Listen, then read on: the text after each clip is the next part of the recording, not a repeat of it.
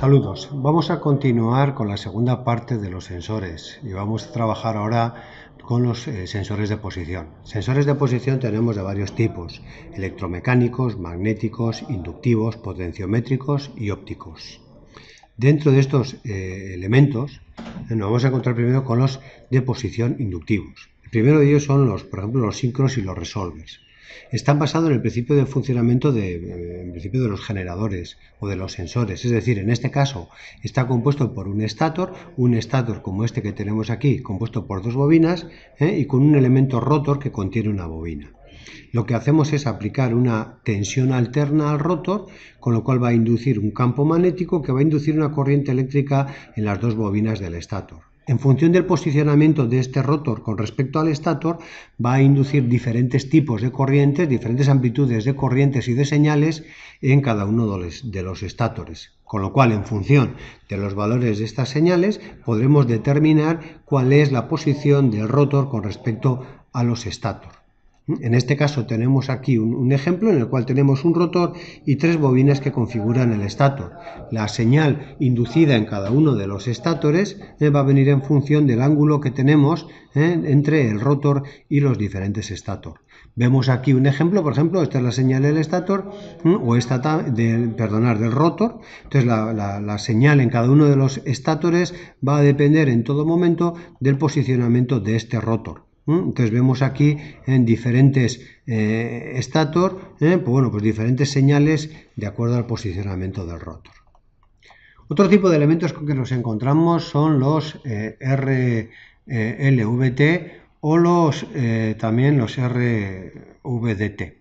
Bueno, este es un elemento similar al que hemos visto anteriormente, de posición inductivo, es decir, es similar a este que teníamos aquí un momento, a este, es similar, no es igual, en el cual en función del posicionamiento, en este caso de un entrehierro que se ponía en medio entre el primario y los dos secundarios, generábamos diferentes señales. En este caso no es exactamente lo mismo, pero como podemos apreciar aquí, en este caso es exactamente lo mismo. Este es la misma explicación que teníamos antes, esto que teníamos aquí.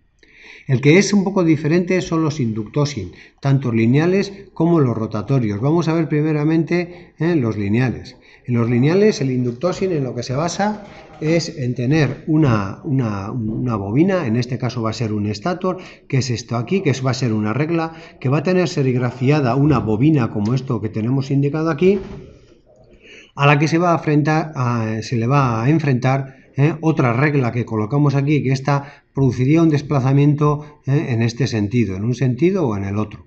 De acuerdo, de forma que en función de la posición de este elemento que tenemos aquí que se mueve con respecto a este fijo que tenemos aquí, se va a inducir una corriente en este estator, una corriente alterna dependiendo del valor que hemos indicado.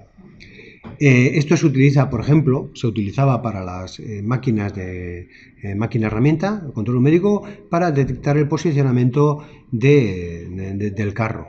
Se colocaba esto con una longitud igual a la de todo el carro y el elemento que se hacía desplazar con respecto al carro. Los rotatorios son exactamente lo mismo, solamente que en lugar de tener este elemento en forma lineal, forma una configuración rotativa y este elemento gira en un movimiento angular con respecto a lo que hemos comentado. Es decir, el elemento que tenemos es aquí. Tenemos un rotor, un estator, este es el estator, entonces hacemos girar esto con respecto a esto y aquí se induce una señal adecuada al posicionamiento de un elemento con respecto al otro.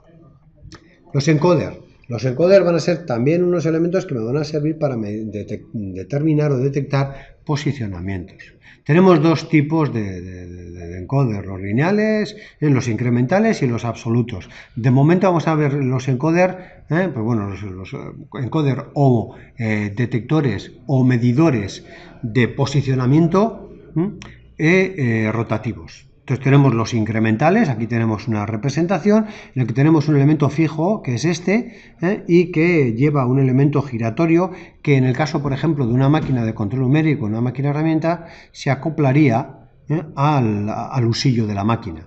De forma que en función del giro que tenga el husillo de la máquina, me va a dar más o menos impulsos. El principio físico está compuesto por un disco con una serie de agujeros en el que tenemos una barrera óptica, en el que tenemos un diodo emisor de luz y tenemos en este caso dos fotodetectores, estos dos. De forma que yo voy a detectar en estos dos fotodetectores dos señales. Cuando pase la luz, pues se va a actuar y me va a dar un 1, y cuando no pase me va a dar un 0. El hecho de que tenga yo aquí dos detectores, lo que hacemos es físicamente desfasarlos 90 grados con respecto a la relación esta que tengo aquí de agujero y ventana, agujero-ventana, va a disminuir un poco más, agujero-ventana, y lo que me hace es generar una onda con respecto a la otra desfasada 90 grados. De forma que en función del ángulo de giro del disco a derecha o a izquierda, primero se produce la señal A o primero se produce la señal B, permitiéndome ello detectar lo que hemos comentado, el sentido de giro. Aquí tenemos diferentes aspectos de lo que hemos comentado, con incluso diferentes despieces de los encoders. Estos son los incrementales por cada pulso. Por cada movimiento mecánico que yo tengo del disco, pues voy a tener un pulso fotoeléctrico, o sea, un pulso eléctrico. Sin embargo, tenemos otro tipo de encoders que son los absolutos, que son similares al que teníamos ahí, con la diferencia de que el disco que teníamos aquí, en lugar de tenerlo con simples ranuras, lo que yo tengo es un disco codificado. Disco codificado que podemos ver aquí, que si nos damos cuenta, en este caso, por ejemplo, en la parte externa del disco, pues yo tengo 0, 1, 0, 1, 0, 1, en estos puntos, tengo 0, 1, 0, 1, 0, 1, en el siguiente disco tengo dos espacios a negro, dos a blanco, dos a negro, dos a blanco, en el siguiente 4 a negro, 4 a blanco, en el siguiente 8 a negro, 8 a blanco, en el siguiente 16 a negro, 16 a blanco. Es decir, si nos damos cuenta, como podemos ver aquí, lo que estamos configurando es una estructura de un código binario, es decir, un bit que va a tener doble peso que el otro y el otro que el otro, así sucesivamente. De forma que, si yo coloco una estructura en la que en un extremo coloco unas fuentes de luz y en el otro lado coloco unos fotodetectores, lo que voy a hacer es cortar estos haces de luces que tengo aquí con estas zonas blancas o negras. Esto que es blanco quiere decir que es transparente, es decir, que deja pasar la luz. Entonces yo voy a tener aquí unas zonas blancas o negras, de forma que en función del posicionamiento de este disco con respecto a las células, pues me va a detectar un número binario o me va a detectar otro. Con lo cual, pues bueno, pues me va a hacer un posicionamiento, como tenemos aquí, como podemos ver aquí, un posicionamiento absoluto. En función del código que yo fabrique este disco que tenemos aquí, pues puedo obtener diferentes tipos de códigos, como el binario, el código Gray, va a depender de las zonas blancas y oscuras que coloque aquí. Por supuesto que la precisión de este elemento, de este sensor de posición, es directamente proporcional a la precisión de fabricación mecánica del elemento que yo coloque aquí, suponiendo ello pues un pequeño inconveniente. Aplicaciones de este tipo de encoders, tanto incrementales como absolutos, pues todas las que podemos ver aquí y muchas más, que aquí no se indican. Siguiente tipo de transductores de desplazamiento, el desplazamiento lineal. Desplazamiento lineal que está compuesto por una regla como esta que vemos aquí, en el que vemos que tiene un espejo, no se aprecia muy bien, pero es un espejo, y a pesar de que aquí vea yo colores, esto es mentira. Yo lo que tengo es esta regla, la tengo rayada. Básicamente podría ser esto que tenemos aquí. Tengo una regla rayada en la que en un lado tengo un diodo LED emisor de luz, en el otro lado colocaría un fotodetector, de forma que en función del desplazamiento de esto con respecto a la luz me iba a provocar cortes de luz y en estos elementos yo tendría unos impulsos. Aquí el problema con que nos encontraríamos es otra vez que la precisión dependería del rayado de estas líneas que tengo aquí. Con lo cual, pues bueno, del rayado de estas líneas y de esta fuente de luz. Si esta fuente de luz es, como normalmente es ancha, pues bueno, ocuparía varias rayas, y al ocupar varias rayas, la zona que yo tendría aquí no sería capaz de apreciar los cambios de nivel. Para eso lo que se utiliza es aprovechar un fenómeno que es el fenómeno de Moiré, que lo que me dice es que si yo cojo dos elementos con un determinado paso, como vemos aquí, y los enfrento entre ellos y desplazo uno con respecto a otro, me provoca una serie de franjas, que son las franjas de Moiré, que son estas que tenemos aquí. De forma que con un pequeño movimiento de una sola raya de uno con respecto a otro me está generando una banda oscura que tiene esta distancia, con lo cual me va a permitir colocar como elementos detectores de luz unos elementos mucho mayores, es decir, me va a permitir economizar en colocar elementos sensores. Para ver el efecto de Moiré, pues bueno, tenemos varias páginas web, pues una de ellas es esta. Si nos damos cuenta, yo aquí tengo dos elementos circulares. Si yo muevo el cursor, con el cursor estoy moviendo la barra de abajo, vemos cómo muevo los dos elementos circulares que tienen un determinado paso, pero la franja de Moir que se me genera, que es la zona ancha que se ve ahí, que genera una especie de sombra, esa es la sombra que me va a provocar el corte del haz de luz y me va a permitir aumentar la precisión. Otro más, por ejemplo, es este que tenemos aquí, en el cual lo tengo girando, una con respecto a otra, le voy a parar de rotar. Yo tengo una que es esta de aquí y otra que tiene este paso. Si yo las enfrento y le hago rotar, vemos que la diferencia de una a otra es muy pequeña, pero sin embargo el ancho, el paso de las franjas, estas, si yo pudiese colocar un sensor en este punto, pues en estas franjas tendría yo unas sombras de una precisión, de un espaciado mucho mayor, con lo cual me va a permitir utilizar una fuente de luz con menos precisión. Lo puedo utilizar aquí o puedo utilizar esta otra página web en la que tenemos el mismo efecto a nivel, en este caso a nivel lineal, que es lo que vemos aquí, como al desplazar lo blanco con lo negro se pone una zona muy oscura o muy clara, nos damos cuenta. Cuando yo quito la animación aquí, cuando la raya roja ocupa la mitad de las dos negras, voy a tener esta zona muy opaca. Sin embargo, cuando se superpongan, voy a tener una zona muy clara. Con lo cual, colocando una fuente emisor de luz y una en el lado contrario a una receptora, pues bueno, pues obtendría una precisión. Con un desplazamiento muy pequeño como es este que tenemos aquí, obtendría yo un todo nada que me ocupa toda la pantalla, como hemos podido ver. Si yo esto en vez de hacer en rojo lo hago en negro, pues podemos apreciar mejor. Vemos aquí como esta zona, aquí es prácticamente transparente y aquí es prácticamente opaca. Esto lo podemos haciendo también a nivel de círculos, que se aprecia un poco mejor. Vemos aquí las franjas de Moir que son anchísimas. Volvemos a nuestros sensores, y este es el lineal. Hoy en día se fabrican en estructuras compactas, se coloca el emisor en un extremo y el receptor en el mismo, y lo que se hace es en este lado, se emite luz, rebota contra este elemento, este espejo, y vuelve hacia atrás, con lo cual lo que estoy haciendo es detectando la diferencia de esta raya que tiene la regla fija con esta que es la que tiene la regla del cursor. Transductores de temperatura, pues bueno, pues son los que van a servir efectivamente para medir temperaturas.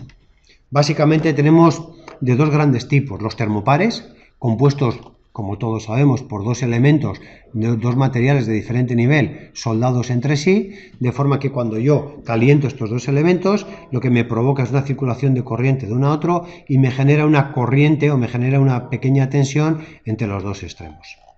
Diferentes tipos de acuerdo a la Constitución, y una característica importante es que, si nos damos cuenta, este tipo de sensores están fabricados para trabajar en unos rangos de temperatura muy grandes.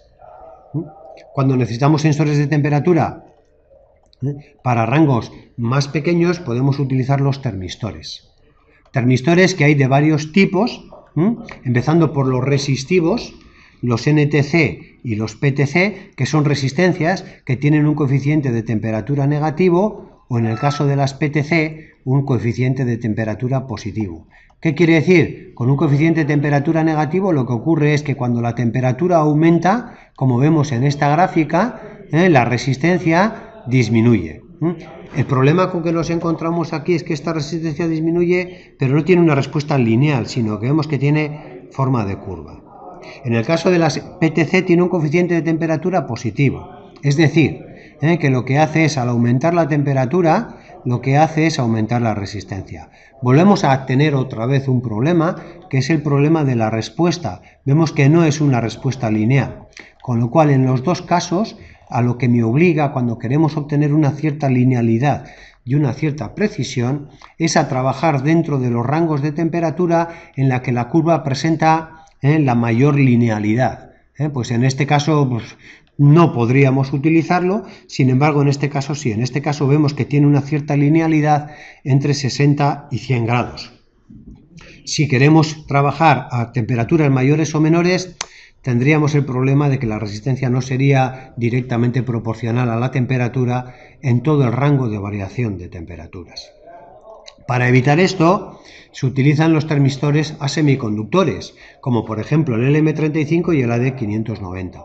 El LM35, el AD590 lo que me hace es me entrega una corriente de 1 miliamperio por cada grado Kelvin, y además es directamente proporcional y además es totalmente lineal.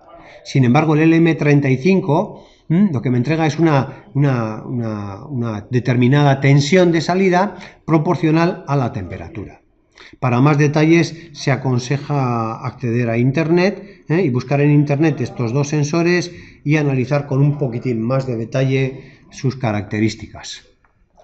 Para terminar, pues terminamos con las fotocélulas, que no son ni más ni menos que unos elementos acostumbrados ya a verlos, que están compuestos por dos, como hemos visto en el caso anterior, en el caso por ejemplo de los encoder que analizábamos aquí arriba, que eran unos elementos que estaban compuestos por una célula emisora de luz y una célula receptora. Entonces eso va a ser una fotocélula sencilla, una sola célula emisora y otra receptora en el otro extremo. Hay de dos tipos. Hay algunas que tienen emisora en un lado, receptora en otro, y me detecta el paso, el corte de la barrera, y otras que son por reflexión, es decir, tienen el emisor y el receptor en el mismo sitio, pero se coloca aquí un elemento reflector, y lo que se hace es la luz emisora sale de aquí y circula hacia el elemento, y circula hacia el elemento reflector, se refleja y vuelve hacia este elemento. De forma que cuando por aquí en medio pasa algo, corta la barrera, detecta el paso. Estos son hoy en día son muy corrientes, muy usados, y más que como nada, como hemos comentado antes, al principio se utilizan más como elementos captadores o pulsadores, o como finales de carrera, pero no como en este caso electromecánicos, sino elementos de finales de carrera estáticos. Sin más, damos por terminado el tema, un pequeño análisis superficial, y recomendamos analizar con un poco más de detalle esta documentación y además acceder a estos recursos que ponemos aquí o a cualquier otro. Estos son interesantes y son, se analizan los principales sensores que hemos visto a más nivel de detalle. Para cualquier pregunta, contactar con el tutor.